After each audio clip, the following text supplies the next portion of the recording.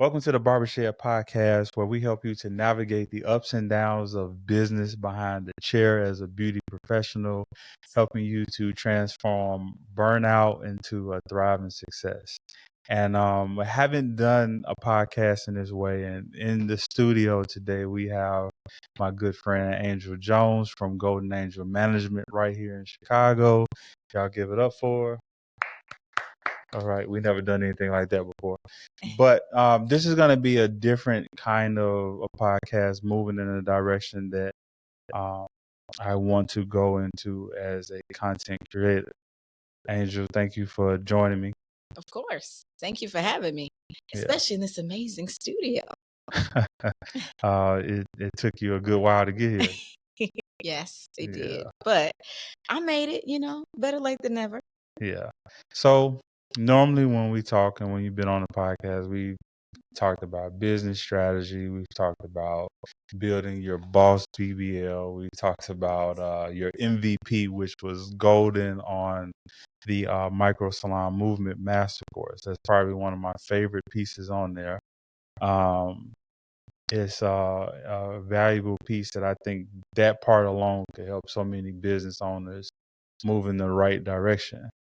Even the concept of the boss BBL, even though I'm a guy and it makes me chuckle all the time, one of the things that I do appreciate about it is that it helps put the focus on balance, boundaries, and limitations. And even though I'm a guy, I still need those boundaries, those have balance in my life, and to establish and know what my limitations are. And that's kind of what is driving the direction I want to move the conversation. Okay. So rather than, and I didn't tell you what we was talking about on purpose, so there's no way that you can prepare for this. Tricks up your sleeve. Yeah. It's just because it's about having honest conversation. You recently did a live on Instagram called Stuff Happens. Yes. And I want to hear from you and your perspective on just the subject of Stuff Happens. So in business, this year has been one of the best years in business that I have. Nice. Have had, right?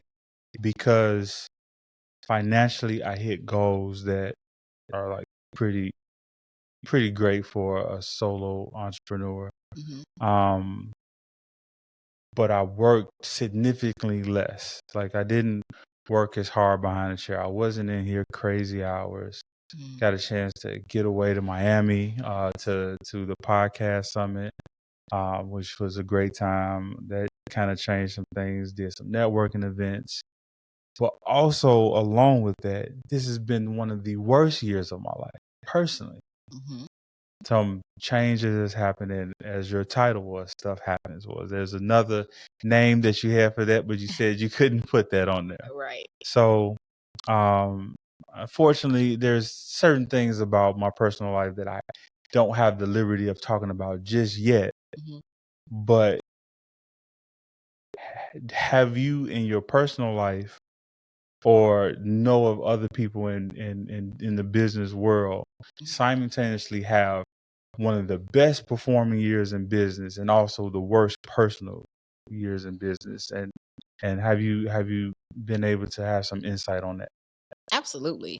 Especially, I always put the camera back on me or the spotlight back on me because I feel it's always best to say my personal experience. So I oftentimes relate, even on my content and on all of my platforms, I'm transparent about my personal life and my personal journey, and even the inspiration behind Golden Angel Management being transparent about my journey, including being a single mom, losing my husband to suicide and going through extreme trauma for me, and how those circumstances have been very traumatic, but also were the stepping stones to get me to higher levels and elevating both personally and professionally. So that is really how I came up with Boss BBL, because it was my, I should say, what's the word? When you, it starts with the T. That was my, man, I can't think of the word right now, but it was basically my learning lesson for understanding how you can turn your trauma into your triumph. Yeah. And really allowing yourself to elevate by really evaluating what happened to you, assessing it, and analyzing the lesson from it so you can level up. Yeah. And like for me personally, when I lost my husband, it was traumatic. It really allowed me to see how short life can be and how we really need to value people's presence in our lives, because we don't know when their last day will be, when that last conversation is going to be. So when that happened, it really allowed me, when you say this year was the best year in business, but one of the worst years personally, I feel like that also was my experience when I lost my husband in 2013. It was like one of the best years professionally, because I was transitioning in my career at the time, working in a nonprofit space. I was really understanding legislation and really understanding how money moves and works in the city.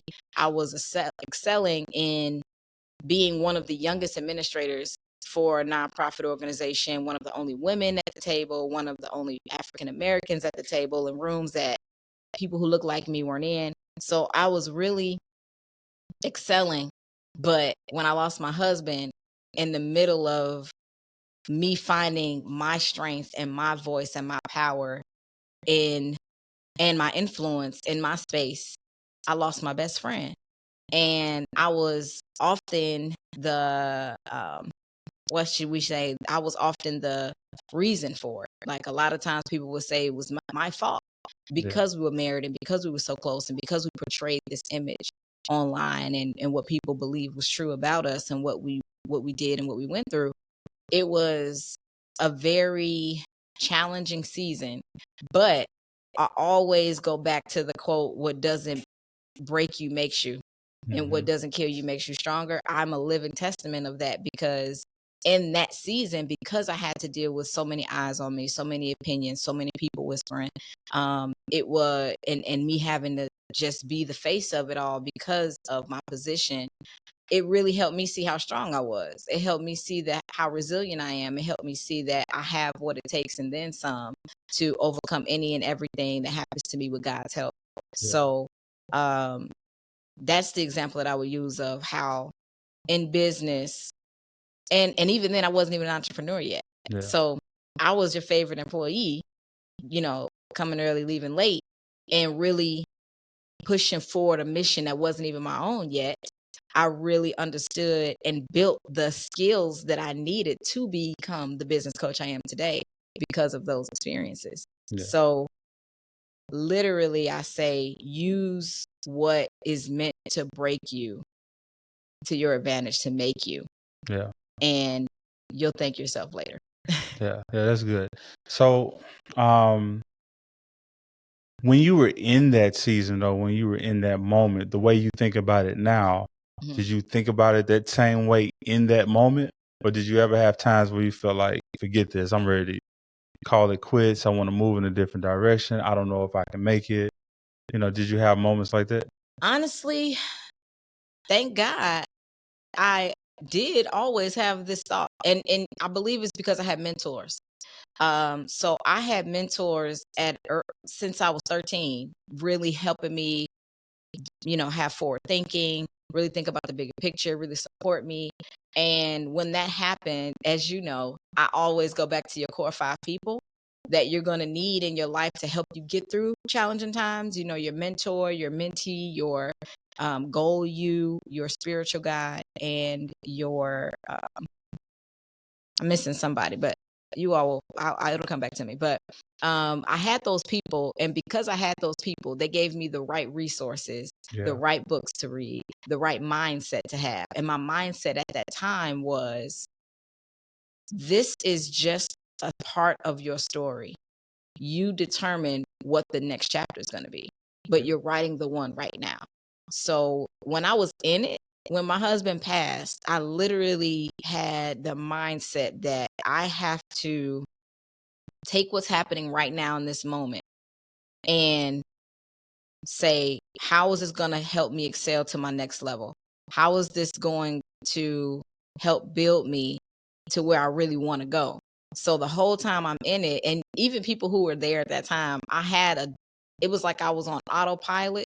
I was just focusing on the skill set. I was just focusing on like a task that needed to get done. Mm-hmm. I didn't give myself time to think about the trauma or to sit in the lies or the opinions or the dirty looks or the mean looks or the whispers. I just focused on the positive. And that's where I got that quote from, where I always say, search for the greatness in others and bring out the best in yourself, or search for the positive in every negative situation. And so when I was in it, I literally said, well, how is it going to make me better? How is this going to excel me to where I want to go? What is my story going to be? I'm choosing what it's going to be right now by how I react and respond right now. And so I was like, okay, I'm not going to lash out. I'm not going to blow up. I'm not going to quit. I'm just going to find solutions. I'm just going to lean on those who support me. I'm going to search for people who are not saying those negative things and stay around that. But when I looked up, it was a year later, 2 years later, and then time went on. Of course, I always say when you lose someone so close to you, you never really go back to normal, but you create your new normal, and you better learn how to deal with the hole in your heart. Yeah. And thankfully, thank God, he placed the right people around me at that time to where I didn't have times where I just sat in grief or sadness or I guess we could say depression.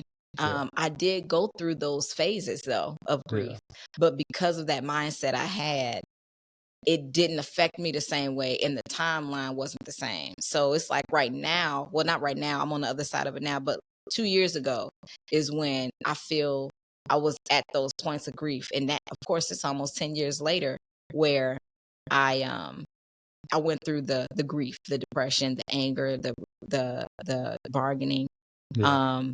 But that was just my journey. Stuff happened, right? I moved on. I got into another relationship. I got into a second relationship. And it was through those relationships that I was able to understand, because I didn't feel those emotions back then in the moment. And I said this in another post, if you don't address your trauma will address you. Well, it addressed me just many years later. So at that time, I didn't have a therapist. But I did have my mentors. I did have my spiritual guide. I did have my mentees looking up to me. And that gave me the strength to keep pushing forward. But because I didn't seek therapy sooner, I had to pick up some broken pieces that were left broken for many years. And now it was harder to pick them up because of the damage that was just left unaddressed. So I do not recommend anybody to go about it the way I did. And that's why I always say too, to my clients and to anybody, all my mentees, you need 3 people in your life if you want to pursue entrepreneurship. And that's your therapist, your business coach, and your accountant. You need all 3, because a lot of times we discount therapists, but it's like you need your therapist to help you maintain your BBL and help you to, it's really helping you against you. That's your therapist, helps you with that. And then what's the next one? What does that help you with? So the business coach, of course, so the therapist helps you with you as it relates to BBL. Your business coach will really help you with that strategy, structure, and system you need so you can work less hard and still get more results. That's what your business coach will help you with. And then your accountant will keep the other 2 balanced with the money. Your accountant will make the sense make sense. And of course, I always say you have to make decisions in your business based on the data, not on how you feel. Because a lot of times, I know I've been victim to it. We're making decisions because we're frustrated, or because we're tired, or because we really want what we feel is a more effective strategy, but it's really not effective if you're really looking at the data and looking at the projections for what your numbers are telling you, and not what trends are telling you, or what is hot right now, or what you may be seeing from people you're comparing yourself to or in your your gut market. feeling. So, right, it'll really, your accountant will say, hold on now, this, according to our numbers, this is the best decision we could make. Yeah. And that will always be best for your business. Yeah. So let me ask you a question. Do you think in times of traumatic experience, going through the ups and downs of just life, when life is just life, right? Mm-hmm. Is it more important to have a strategy or a system to navigate through it? Or is it more important to have relationships with other people? I wouldn't put one over the other. I think they're equally important. They're equally important? I would say they're equally important because the relationships will bring you the strategies and the system sometimes. And again, the relationship with those three people, right? Your therapist, business coach, and accountant will help you navigate. So if you are emotionally unable to move forward in your business at the same capacity because life is life and this thing is happening, well, because your accountant looked out and made sure that we had a cushion for moments just like this, then you're able to maybe take a week off and your business won't completely be in ruins because of it, because you had the accountant put together the strategy that was paired with your therapist suggestion, because your therapist said, okay, we know that right now you are on go mode and you need to just have a day or two to sit down. And you said, well, I can't afford to have a day or two. Well, that's something you'll talk to that accountant about, so that way we can. And we can implement a strategy that's backed by data with your business coach. So those three people will help you. But all of those are just relationships at the end of the day. So it sounds like when you brought up the accounting piece and all that, it sounds like you as a business coach are recommending that business owners put together a plan for when stuff happens. Absolutely. I always say, I'm sorry, go ahead. And we're talking about putting together like a rainy day fund, some type of monetary resources away where you have the option to take a day for yourself just in case you need. Absolutely. I always say proper prior planning prevents poor performance. And I oftentimes have created these things because I fell forward. Like I always tell my clients, I made the mistakes for you, so you don't have to do them. And yes, your plan and planning is an essential part, of course, in entrepreneurship. And for especially solopreneurs, people who are starting businesses who don't have a efficient team, where if I'm not in my business, then yes, my business will not make money because I am the business. I'm doing all the things and wearing all the hats. Then you should have a strategy, a plan, and a system in place for you to take a vacation. Many of us as solopreneurs don't take vacations. Yep. We don't take days off like we should. We're working weekends. We're working over 12-hour days, but that is not sustainable for us, for our capacity, for us to pour back into us, which is why I created the BBL. Yeah, that's good. Yeah. That's good. So this year has been interesting because this is the first year that I got into stepping outside of my box. This is where I spend most of my time, right? Right. And the first, like, well, maybe not the first, but that's how we end up meeting with through Amazon. And then after that, I had a networking event through the Elite Masters Collective. Shout out to my boy Jay Ruff.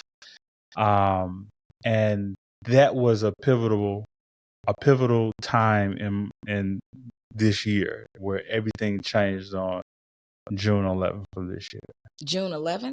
Yep. Okay. June 11th. I know that was right after your birthday. Yes, I was about to say, hold on. Yeah, but everything changed, and then we moved into the summer month. That was the podcast summit, and then things moved in a direction that I didn't see coming, where I began to see myself as being able to move from behind the chair and just use my voice in a different way. Yes. We moved into the month of August, like business month, where me and you connected even more. We got a chance to know each other more, and I realized that you were a valuable resource here in Chicagoland area. I learned a lot about business and how things that I had never heard of before. But one of the things that really struck me that also happened at the same time was that my oldest son made a post that impacted me in such a way where it was like I began to think that everything that I'm learning, everything that I'm acquiring, the successes that I'm having in my business, and the lows that I'm also experiencing in life, that I needed to make sure that I'm intentional and dedicating everything that I learned and I acquired to package this up, to put it into place where not only my oldest son, but my sons after him and even my grandchildren can go, they can type in different things and they can learn stuff about how to not just business, but just navigating through life.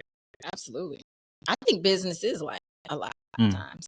You know, I am a person who has always been structured, organized. I think in terms of systems and how we can use a more efficient, effective process to get a result done. And I utilize the same thought processes in my everyday life. You know, you have people who are either assets or liabilities, and you make investments in people in these relationships with your friends, with your family members. And I do have a I should say non-traditional thought process and just mindset as it relates to managing relationships with other people at whatever level they are with you. Yeah. And I've seen the similarities in business and life very early. Mm-hmm. So I often say my relatives are those who have the same bloodline, and my friends are those who are of like mind and family. So my family and friends are in one category, and those are the people of the same mindset. And then my relatives are those who have the same bloodline. So just because we have the same blood doesn't necessarily mean we're family. That means we're relatives. But those who have my same mindset, my same values, my same morals, those who are my family, that's my friends. Those who we can engage, and I can invest in them at a higher level. Yeah, that's good. And as we're doing these things and navigating, I'm so glad that you touched on legacy, where you said you really want to make sure that you are producing content and intentional about how you package that content and how you share information that will be left even after you're gone. So you can have a better legacy and your legacy will live on, and they can be so proud that you took that time, energy, and effort to think of them. Yeah. And I always say money comes and goes, right? We make it, we spend it, but the knowledge you get, no one can take from you. And I think that is the best currency. Yeah. When you implement it the right way. Yeah. Yeah. I really think that like I get barbers and stuff that ask me about how to raise their prices, how to get better behind the chair, but I think it's this part that we're talking about now, like navigating through personal life and how that plays a bigger part in what I do behind the chair more than anything. Mm-hmm. It's affect when my personal life is in shambles, it affects the way that I serve people. Mm-hmm. That part. But if I'm over serving people and I'm more focused on that, it wreaks havoc in my personal life and my personal relationships because I'm not investing in the right place. Mm-hmm. And that's where the BBL comes in. But it's so interesting that you said a lot of your barber friends and colleagues ask about raising prices. And a lot of times in business, we associate money and currency with business. It's like immediately when you tell someone you're a business owner or you're an entrepreneur, they automatically think that you're this wealthy person, that all you want is money. However, I think, and I've learned that people call it a loaded question. Mm-hmm. Well, a lot of times your price that you charge, and I even just talked to you about this, the price that you charge is necessarily not even predicated on the business. It's predicated on the value that you see you have in yourself as an entrepreneur or as the leader of the service or product that you're giving. So the BBL, balance, boundaries, and limitations, if you aren't intentional on really investing in introspection and doing that inner work, that self-work to know what you truly believe about yourself, what you truly value, what you truly believe is morally sound, then you won't be able to grow your business. Yeah. Your business will be very limited. Yeah. And I think that's what we need to talk more about in entrepreneurship. It's Yeah. not always about what product you sell or what service you provide. It's about how you view you, and if you believe it's valuable enough, and if you believe that you are worth this price. You literally set your own prices, and people will only go based on what your standard is. Yeah. And a lot of times it's tough. And I mean, even for me, it's tough for us to ask ourselves those tough questions and say, man, I don't value me. You know, I have been shortchanging myself. Yep. I have been pouring it, like you said, pouring into others at a higher level than I've been pouring into myself or pouring into my family or pouring into what I truly value. And unfortunately, it's usually when we fall that we get these revelations. But I always say the fall is good. Thank God for the fall, because without the fall, you wouldn't know how to get back up. That's good. That's good. I want to help people to grow in their business. Mm-hmm. But I want, more importantly, for people to just grow as individual people. Sometimes I think we have these financial goals or these business goals, and we make that the destination. Mm-hmm. But I think life has more to offer than just a business. I personally view my business as a tool to help me to raise my son to be God-honoring men who would raise God-honoring children. Mm-hmm. But when I'm in balance and I'm focused too much on the money and the sales and growing all that, I lose sight of what's important. Mm. That being said, the way me and you personally handle things that happen in life are two very different ways. Are they? Mm-hmm. Yeah. Like, so let's just prove it right now. Something happens in life right now, just something out of the blue. Mm-hmm. How do you tend to handle it? So if something happens, I immediately assess what happened. So I'm like, okay, what happened? I call the 5W questions. I ask myself the 5W questions. Who, what, when, where, why? So who did it involve? What happened? Like, what was the actual tangible thing that happened? When did it happen? Was it a certain season that it happened? Who, what, when, where? So where was it? Was it here? Was it another state? Was I at home? Like, what happened? Where was I? And then why did it happen? So I can always trace back a pattern based on answering those questions. So I immediately ask those questions when something happens. And then after I answer those questions, I go into, okay, well, what are some possible solutions? And then those will go into the same W questions technically, because now it's, who do I need to help me? What do I need to help me? When will I be able to get it? Who, what, when, where? Where do I go to get it? Do I have to travel? Do I have to go somewhere? And then why do I have these other people? Like, why am I choosing this person? And it'll go back again. So my process, of course, I think in systems and strategies. So yeah, that's my mindset. And then of course, the final question is always, what did I learn? Yeah. So this doesn't happen again. Yeah. Or if it doesn't happen the same way. Now ask me the same question. Okay, when something happens, whatever happens, what's your thought process? I don't have a thought process. I just work. But I'm just pushing through it.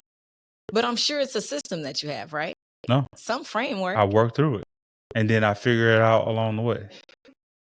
It wasn't until I met you that I started thinking through certain things. Oh, wow. I didn't know that. I thought you had the same process. No. Well, it looks the same on my end from the outside looking in. But that's why I'm more scarred up and bruised than most people, because I'm just pushing through, oftentimes ignoring the problem. You got that analysis paralysis. Mm-hmm. Yeah, I always talk about that. We all do it. I used to have it. I think at one point, I'm sure I had it, where we're thinking about what's going on. We like, okay, I know I need to address this, but I'm just going to do this over here. It's to kind of just move along. And I think I oftentimes say, a lot of times we're busy, but not productive on the right things. Mm-hmm. So we're busy and we're doing stuff, but is it the right productive work for our end goal? Yeah. And I guess that does go back to the MVP. If you don't know where you're really going with your vision, then you could just be doing busy work, but it isn't as productive as it could be getting you to that vision that you said you wanted. Yeah. Because it's not in front of you. We can't hit a target we can't see. So we're just Yeah. doing some work. Okay. Thank you. You're giving me revelations and Yeah. It's most of like how I think. Like I've always had something that I did. mm-hmm. But like I said, with relationships that I've built with business coaches and stuff like that, like I've gained valuable insight. But like systems and frameworks of how to think through something, I didn't get that until I met you. Oh wow. Well, I feel so special. So it's like I've had similar thoughts. Some stuff made sense because I've done it, mm-hmm. but never intentionally on purpose. Oh, I see. It just happened to happen. It just happened to happen. Sometimes in the wrong order. Sometimes took way too long to even get to like. I spent too much time in mess that I shouldn't have been in because I didn't have a system on how to think through. I see. And a lot of times we normalize our mess. Yeah. Made it exactly. I had a 4-year mess that I normalized it. I just kind of like made it pretty, and the picture was always ugly picture, but I was like, okay, well, if we just move our angle a little bit, but it was mess, right? And so the great thing is that you're aware of that, that you're aware that this is what was happening and that you can now have better systems, a better strategy to in place. So you like, nah, I used to do this, and now I'm at a better way of doing it, so I can be more productive. Yeah, and I think that's dope.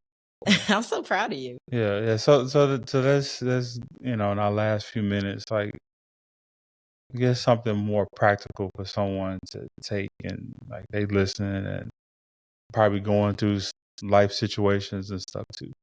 We're in the last quarter of the year. Yeah. That's 2 months, a month and a half to go. Literally a month and a half because the 15th is coming up. Yeah. There's a lot of things that I feel like barbers and stylists could do in these last couple of weeks of this year that'll really set them up for like the next year. You deal with a lot of business owners, and you're working with one of the villages and cities here in Chicagoland too. Now you're doing something different. Yes. But in generally speaking, is it something entrepreneurs, solopreneurs, ambitious and business owners, as you always say it, is it something they can be doing in these last few weeks to set themselves up for 2024? Well, I think one of the biggest things I would say for business owners, period, whether we're in the beginning of the year, middle of the year, don't be afraid to start over. Because sometimes we've been doing like mess. We've been in mess in our business so long, we've normalized it. But don't be afraid to just start over. Chalk this up. Maybe you need to do a whole new service offering or product offering. Maybe you need to revisit your MVP, your mission statement, your vision statement, your values, your purpose as a business owner. Maybe you have to go back to the drawing board in the last quarter of 2023 and relaunch in 2024. It's okay. Don't be afraid to start over. And also, don't be afraid to address your fears. So maybe you're afraid to start over because you've invested so much, but punch fear in the face. You're bigger than whatever obstacle you're facing, whatever it is right now. If it's my sales are low, if it's I just lost my store location, if it's I'm 3 years behind on filing taxes, if it's my entire team has been stealing from me for the last 7 months and I did not know because I was not checking the books. I fired the accountant. Whatever it is, I've seen a lot with my clients, right? So whatever that looks like, don't be afraid to first address what the problem is and don't stay victim to analysis paralysis, because you know this problem is there. You're analyzing it, you're thinking about it, but you are not being decisive on a strategy to implement or the right people to contact to help you solve it. So the first thing is punch fear in the face for whatever reason you're giving yourself for not addressing it. The second thing you do is to ask yourself those 5 W questions. who, what, when, where, why. Go back and listen to those questions for that issue. And then the last thing is be intentional about the 5 core people. Now I'm going to remember it, right? Yeah. Your goal you. Get you one. If you don't have these 5 people, get them because they'll help you with your navigation for 2024. Make sure you have your goal you, someone who you truly can picture as what you want success or what success looks like for you. The second person is your mentor or a coach, someone who can help guide you to your next level and get you literally in the blueprint for that 2024 plan. The third person is your mentee, someone who wants to be where you are. They're looking at you like, I want to be where you are.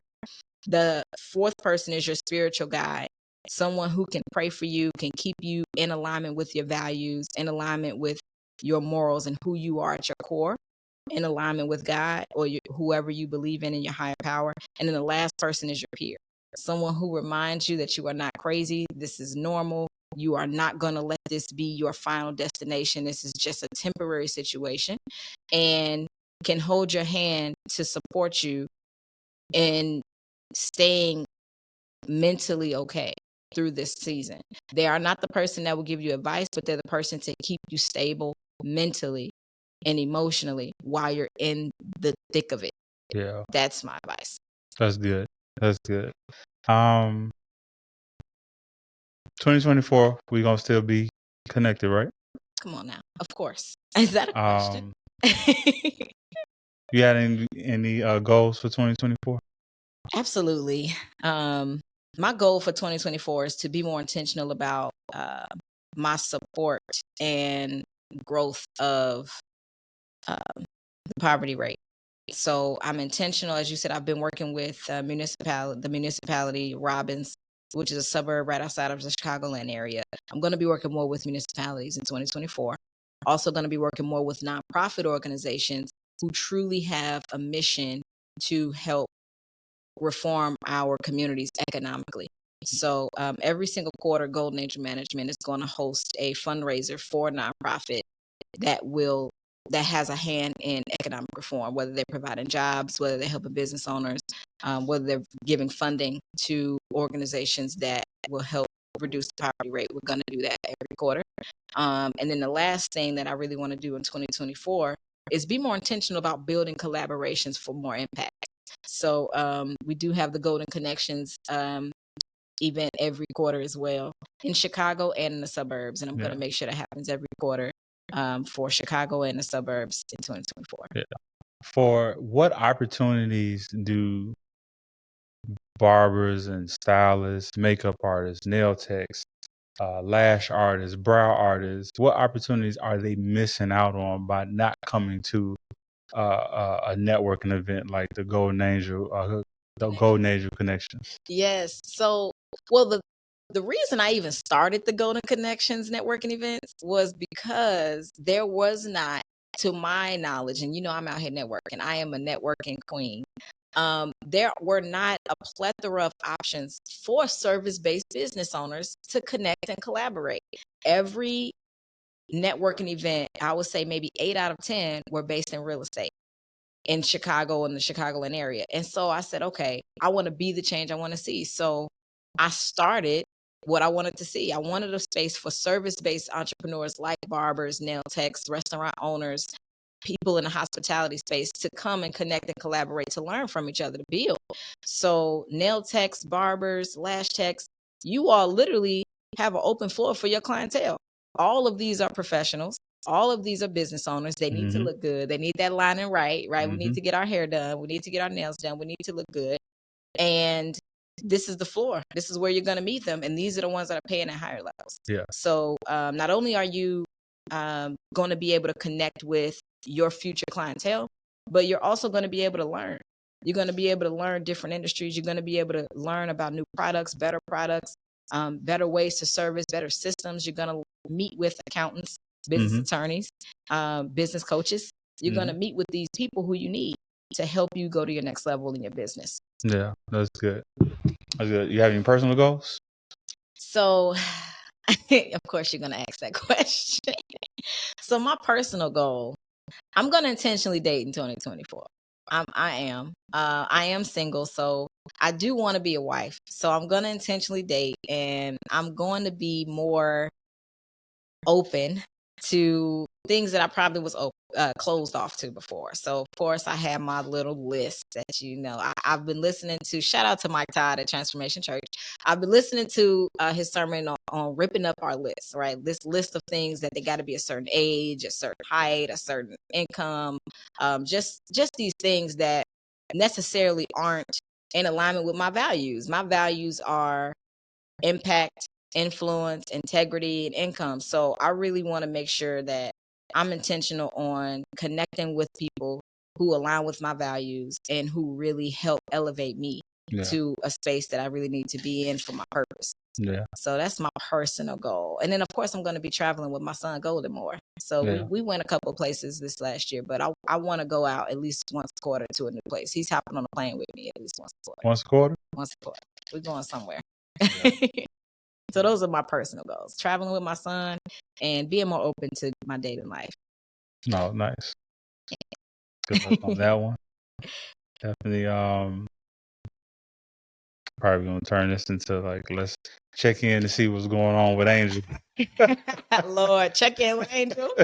Yeah. Man, I appreciate you making all this hike out here across the country. Oh, it was a hike. Yeah. You have any last words or last encouragements that you want to leave? My last encouragement to you all listening would be to don't discount yourself. No. That's my last words of encouragement. You provide value. You have so much to give, and whatever you're charging, increase your price. I love it. I love it. Angel, thank you for joining us here in person in the studio. Of course. Thank you for having me. Yeah. Definitely won't be the last time. We'll be doing more stuff intentionally in 2024. We still are waiting to hear from the Golden Angel podcast. Yes. I still want to Christmas. December 25th, right? Yes. That's their launch. I want to intentionally do some stuff that's geared towards kids. Okay. This year coming up. I don't know exactly what that looks like, but I watched a clip from someone explain the game of chess from a relationship standpoint. I've never heard it before, but now I'm interested in learning how to play chess. You gotta send it to me. Yeah, I'll send it to you. It was just such a really dope concept, and it made me think about the game Connect 4. It made me think about something we're putting together with Coach AD out in Washington, D.C. around the game of basketball. And it made me think about being more intentional about creating just short episodes to get people to think more intentionally about playing games with their kids. I love it. We talked about it before, but that clip recently just kind of had an impact on me where I was just like, yeah, I need to pay a little bit more attention. Okay. And so that's what I want to do. Thank you for joining us. We'll hear more from you. Maybe the next time we'll do this will be at your office space. Okay. And right, we're gonna bounce back and forth. Yeah, let's do that. Let's do that for sure, because I kind of feel like I'm always have something that's for the barber and beauty community, but I feel like I want to do like some more stuff, like just talk about different things that don't necessarily have anything to even do with business. Eventually, I'll be talking more about just navigating through fear too. I think that'd be good. That'd be very good. It's at the base of everything we do. Yeah. And it never goes away. It just comes in a different costume. Yeah. But we'll put our heads together about it. I got you. Thank you again. I appreciate it. And we'll see you all next episode. Peace out. Hey. Oh, can they see me? Yeah, they can. I didn't even look at the right camera. I don't know. There's so many cameras. I love it. I looked at that one because that's the one I'm seeing first. These all to the back of me. I don't really know if they look at like. Yeah, that's your camera right there. Oh shoot! I did look and did this. My fingers are probably in the frame. This will probably be a better hand. That'll be the what's it called?